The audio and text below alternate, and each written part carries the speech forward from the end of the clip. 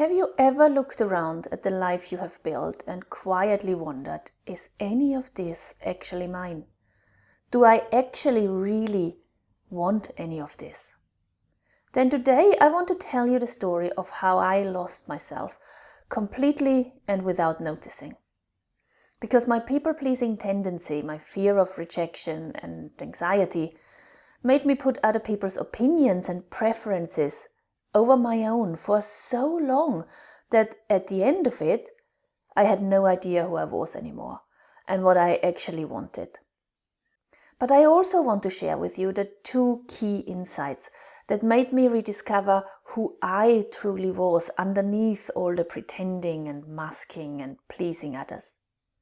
So you can have hope that there is a way out, a way back to yourself.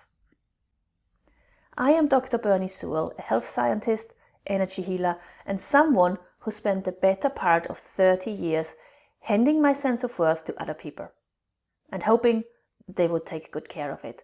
And well, they didn't. And honestly, that was never their job to begin with. If you are watching this, you are probably someone who has always been not difficult. Easy, in fact, agreeable. The kind of person who adjusts, who senses what the room needs and quietly becomes that. Who has strong opinions somewhere underneath, but has learned not to lead with them, because leading with them has not always gone well. Maybe you can remember all the little moments in your job, your relationships with family and friends or complete strangers, where you shaped yourself to fit in, where you withheld your thoughts and suppressed your opinions, where you said yes when everything inside you screamed, "But I don't want to." Maybe you remember feeling like you don't even know or like the person you become when you are with other people. Or you feel the silent, nagging resentment in your chest because your needs are never met. And maybe you can think of the restless nights where you lay awake grieving the person you used to be, knowing deep down that your current life isn't making you happy. And something important is missing. But you don't know what it is, because you have no idea what you actually want, because you have lived for the eyes of others for too long. And you are not passive, you are not weak, you are probably one of the most capable, generous, perceptive people in every room you walk into. You just have been directing all of your potential and energy outward to other people for so long that turning it inward towards yourself feels almost foreign and unsafe. And I know that because a few years ago, that was me. For a very long time, that was me. And I can't remember when it started for me. It feels like I have just always tried to make sure other people were okay, even if it meant putting myself last. I have always been better at supporting others than supporting myself. And over the years, I was rejected, bullied, humiliated, often enough for my mind to subconsciously understand that I would only be acceptable to other people if I was of use and if I was agreeable to what they expected I should be. So without me knowing it, people-pleasing became my identity. Instead of being my authentic self, I was a chameleon. My opinions, my preferences, what I liked and didn't like, these things shifted depending on who I was with. Not consciously. I wasn't performing or being fake. I had simply learned somewhere along the way that having my own strong preferences was a risk. That being too distinctly myself invited rejection. And so I adapted. I became whatever was easiest for the people around me to accept. I pleased, I smoothed, I kept the peace, I fit in, and I made myself small, so nobody could feel threatened by me. And by the time I was 25, I had pleased my way to being accepted. I had reached my goal of being unobjectionable. I had a good job, a long-term relationship, a social circle. And yet every night when my boyfriend was asleep, I quietly cried into my pillow. and I didn't even know why. And every day I struggled with crippling anxiety, the kind that makes your chest tight and your stomach turn, the kind that is always there and makes every day a battle. I wasn't happy, and I knew it. But I couldn't see a way out. I was too scared of the change and the upheaval, and frankly of disappointing the people I had spent all those years pleasing and appeasing. So I continued to play my part in the day and cry myself to sleep at night. And I told myself I should be grateful for everything I had, because that was my life. Until one day in May 2005, everything changed. I woke up that morning and my boyfriend of 8 years looked at me. He said, "I don't love you anymore." And he moved on to someone else that same day. And I remember I was devastated. I grieved and I was so angry, and for a long time.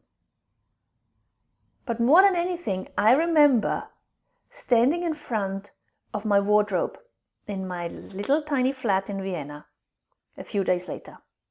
I stared at the clothes hanging there, realizing that they were all beige. Every single one.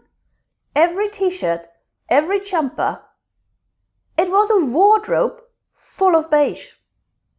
And I stood there and I thought to myself, but I don't even like beige. I had dressed to please him. For 8 years, I only bought what he approved, without once stopping to ask myself what I wanted to wear. And I walked into the kitchen and looked around and thought about the fact that I had no dishwasher. Not because I couldn't afford one, not because I didn't want one, but because he had said we didn't need one, when I did the dishes 95% of the time. And in that moment, I understood something that would change my life for good. I had abandoned myself. Not dramatically, not all at once, but gradually, quietly, sneakily, in 1,000 tiny daily choices. I had made myself smaller and smaller and smaller to hold on to someone else's approval.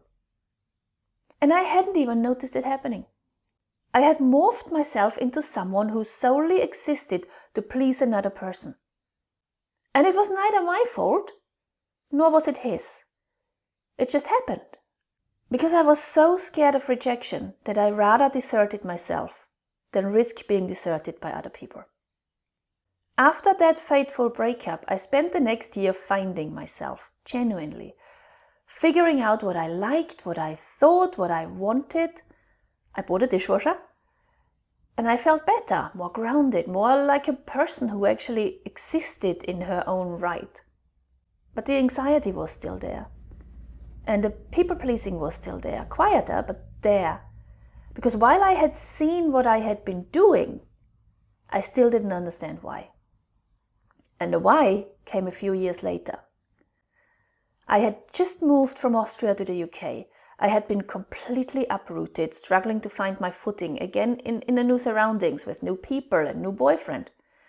And I found myself slipping back into my old people-pleasing habits. And my anxiety had skyrocketed.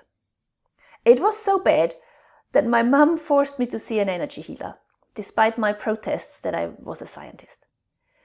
And the energy healer took one look at me and said, "No wonder you're such a mess, you have no self-worth." Ouch, right? That statement hit me like a brick, because it had never occurred to me. I had never thought about my people-pleasing as a desperate way to increase my worth. I had spent 30 years outsourcing my worth to other people, only feeling good about myself if they approved of me, only feeling acceptable if they were pleased with me. Because I believed deep down that I had no worth at all, unless I could prove it, earn it, or be handed it by other people. When in reality, worth is not something that comes from proving, earning, or doing, but something that exists in our being. And if you don't believe me, just look at a newborn baby. This tiny, completely new human being hasn't done anything yet. hasn't achieved anything, proven anything, performed anything. A newborn hasn't pleased anyone or made anyone proud. And yet, everyone can see that a newborn's worth is absolute, unconditional, unquestionable.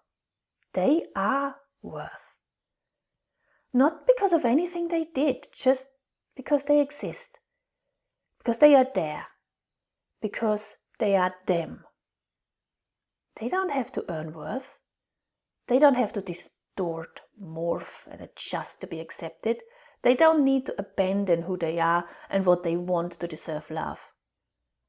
And neither do we. You see, for my entire life I had operated on the assumption that worth was something you had to earn. That you got it through approval. That if the right people said the right things about you, you were allowed to feel okay about yourself. And that if they didn't, or if they left, you lost it again. I had spent 30 years outsourcing my worth to other people's opinions. And of course I was anxious. Of course I people-pleased. Of course I had become a chameleon. I was constantly trying to secure something that I believed only other people could give me. But they couldn't. It was never theirs to give. Because worth is not something you earn, it's something you are born with. And simply, unfortunately, forget you have. And I'm telling you this today because I believe with everything I have that this is true for you too. Not as a nice idea, not as a comforting thought to hold on to when things get hard, as a fact. You were not born worthless, you are worth personified. You were not born anxious, you were born whole and safe, knowing that you deserve good things.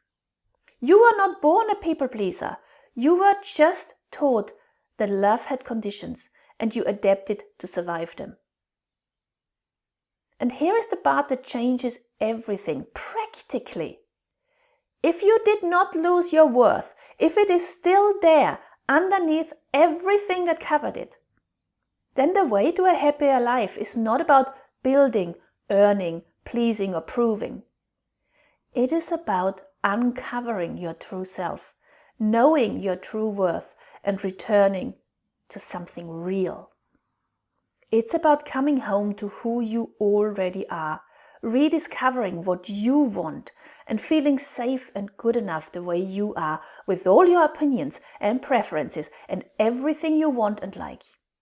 Because deep down you know that nothing you do or other people think of you changes anything about your true worth, which is always there. And in my experience, and now in the experience of the many people I have worked with, that shift changes everything. Not overnight, but fundamentally. The anxiety starts to ease, not because you managed it, but because it had less to feed on. Because you finally feel safe being yourself. The people-pleasing loosens, not because you forced yourself to say no, but because you stopped needing approval to feel worthy. And the inner critic goes quiet. Not because you argued with it, but because the belief it was feeding on, the belief that you are not enough the way you are, began to dissolve. And if something in what I have shared today resonates, if you recognized yourself anywhere in my story, I want you to know that you are not broken. You are not hopeless. You are not too far gone. There is more out there for you.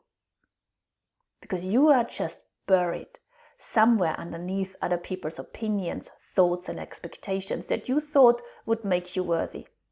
But there is a way back to you, back to your already infinitely worthy, authentic self that deserves love, respect and happiness right now, no matter what you like, what you want, who approves of you, or whether you have no clue who you actually are right now.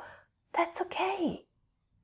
This channel exists to help you find it, to help you find yourself. Not through more effort, more pleasing, more trying, but through going deeper, to find your true worth underneath the rubble. If you are new here, please subscribe so you don't miss what's coming next. And if you would like something gentle to begin with, there is a link below to my free Healthy Self-Worth Starter Kit. Thank you so much for being here today, for sharing my story, and I will see you in the next one.